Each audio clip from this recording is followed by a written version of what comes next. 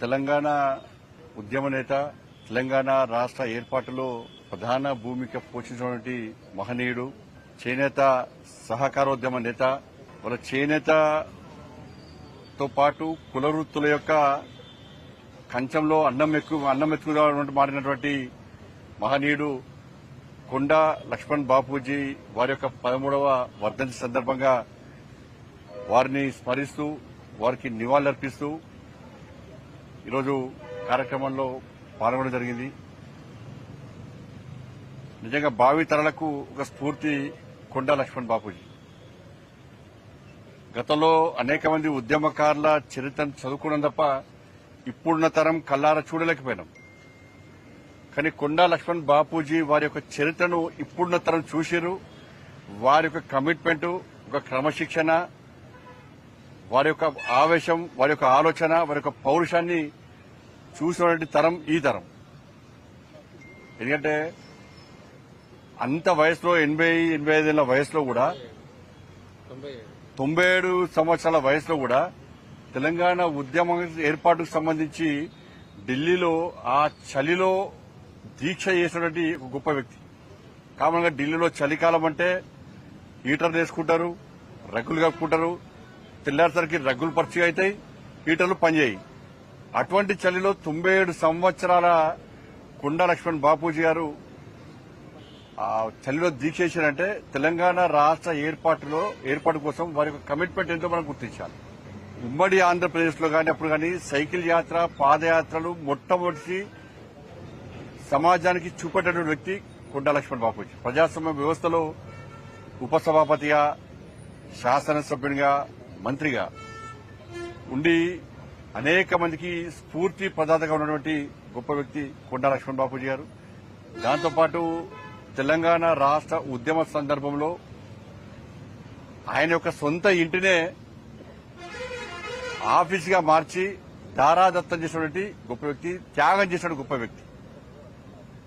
నాకు ఆస్తిపాస్తులు ముఖ్యం కాదు, నాకు తెలంగాణ రాష్ట్ర ఏర్పాటే ముఖ్యమని చెప్పి భావించినటువంటి గొప్ప వీరుడు కొండా లక్ష్మణ్ బాపూజీ.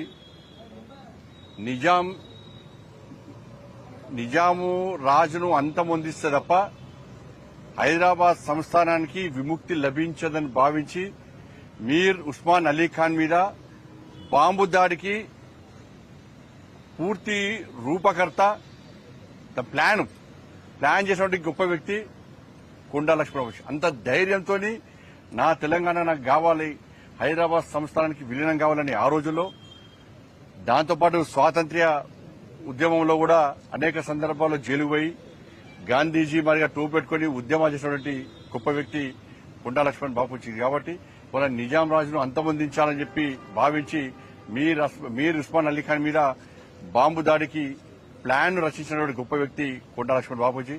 అటువంటి యొక్క మహనీయుడు వారిని స్ఫూర్తిగా తీసుకుని ముందు అవసరం అనేది రాష్ట్ర ప్రభుత్వానికి నేను విజ్ఞప్తి చేస్తున్నా. కొండా లక్ష్మణ్ బాపూజీ లాంటి యొక్క వీరుల యొక్క చరిత్ర, త్యాగదళుల యొక్క చరిత్రను రాబోయే తరాలకు అందించడానికి పక్కా ప్లాన్ చేయాలని చెప్పి దాన్ని భారతీయ జనతా పార్టీ తరఫున ఇవాళ రాష్ట్ర ప్రభుత్వాన్ని డిమాండ్ చేస్తున్నా. ఎందుకంటే కొండా లక్ష్మణ్ బాపూజీని అవమానపరిచిన వ్యక్తులకు తెలంగాణ సమాజం గుణపాఠం చెప్పింది. కాబట్టి ఇటువంటి వ్యక్తులను మనం ఆదర్శంగా తీసుకొని ముందుకు వలసిందిగా అందరికీ విజ్ఞప్తి చేస్తామని. దాంతోపాటు సేవా పక్వాడ నరేంద్ర మోడీ గారి యొక్క జన్మదినమైన 17 సెప్టెంబర్ నుంచి గాంధీ మహాత్ముని యొక్క జన్మదినమైన జయంతి అయినటువంటి అక్టోబర్ 2 వరకు సేవా పక్వాడ పేరుతోని దేశవ్యాప్తంగా భారతీయ జనతా పార్టీ ఆధ్వర్యంలో అనేక సేవా కార్యక్రమాలు చేస్తున్నాం. స్వచ్ఛతా అభియాన్ చేస్తున్నాం. దాంతోపాటు రక్తదాన శిబిరాలు, ఎక్కడ రక్తదాన శిబిరం పెట్టినా కూడా 75 మందితోని ఇవాళ రక్తదానం చేయించడం, హెల్త్ క్యాంప్స్, ఇలా దివ్యాంగులకు సంబంధించి క్యాంప్స్ పెట్టడం కానీ, ఇట్లా సెమినార్స్ కానీ, ఇట్లా అనేక విషయాల్లో ఇవాళ సేవా పక్వాడ పేరుతోని ఇవాళ కార్యక్రమాలు నిర్వహిస్తున్నాం. కరీంనగర్ పార్లమెంట్ నియోజకవర్గంలో కూడా ఇలా సేవా పక్వాడ జాతీయ పార్టీ పిలుపు మేరకు ఈ కార్యక్రమాన్ని నిర్వహిస్తున్నాం. ఈ రోజు బ్లడ్ డొనేషన్ క్యాంప్ పెట్టినాం. అంతకుముందు బ్లడ్ డొనేషన్ క్యాంప్ పెట్టినాం. దాంతోపాటు వైద్య శిబిరాలు కూడా పెట్టినాం. అధికారికంగా రేపటి దీక్ష తీసుకున్నాం కాబట్టి సెకండ్ తర్వాత కూడా పెద్ద ఎత్తున ప్రభుత్వం అధికారికంగా వైద్య శిబిరాలు పెట్టబోతున్నాం. జీఎస్టీకి సంబంధించి కూడా అంత మంచి సంస్కరణలు తీసుకొచ్చినప్పుడు దీన్ని క్షేత్రస్థాయిలో ప్రజలకు వాస్తవ విషయాలు చెప్పాలని చెప్పి ఆలోచనతో దేశవ్యాప్తంగా రేపటి నుంచి జీఎస్టీ విషయంలో కొనుగోలుదారులను సన్మానించడము, షాపు యజమానులకు కూడా వాళ్ళను కలిసి వారి ద్వారా ఇవాళ నరేంద్ర మోడీ గారికి కృతజ్ఞతలు చెప్పే ప్రయత్నం చేస్తాం. దాంతోపాటు సెమినార్లు పెడుతున్నాం అన్ని ప్రాంతాల్లో. రేపటి నుంచి 29 వరకు ప్రతిరోజు ఉదయము సాయంత్రము జీఎస్టీ సంస్కరణ వల్ల సమాజంలో పేద ప్రజలకు ఏం లాభం జరిగింది, ఏం న్యాయం జరిగింది అనే విషయంలో ఒక అవేర్నెస్ తీసుకురావడానికి మేము ఈ విధంగా ముందు ప్రయత్నం చేస్తున్నాం. జీఎస్టీకి సంబంధించి చపాతీ తర్వాత పరోటాలను జీఎస్టీ నుంచి తీసేశారు. ఇడ్లీ, వడ, ఉప్మా ఉంచారు. సౌత్ నార్త్ మీద సపరేట్ ప్రేమ చూపెడుతున్నారు. కొంతమంది పనిలేని వాళ్ళకి ఇవే ఆగుతా ఉంటారు. సూచనలు సలహాలు ఇవ్వాలి తప్ప వాళ్ళు చెప్పేటోళ్ళు ఇడ్లీ, దోశ సరే జరిగితే దాన్ని తీసుకుపోయి కేంద్ర ప్రభుత్వం తీసుకొస్తాం, మార్చే ప్రయత్నం చేస్తాం. ఇవాళ ఢిల్లీలో ఉన్నది ఎవరు? ఆర్థిక శాఖ మంత్రి ఎవరు? నిర్మలా సీతారామన్ గారు.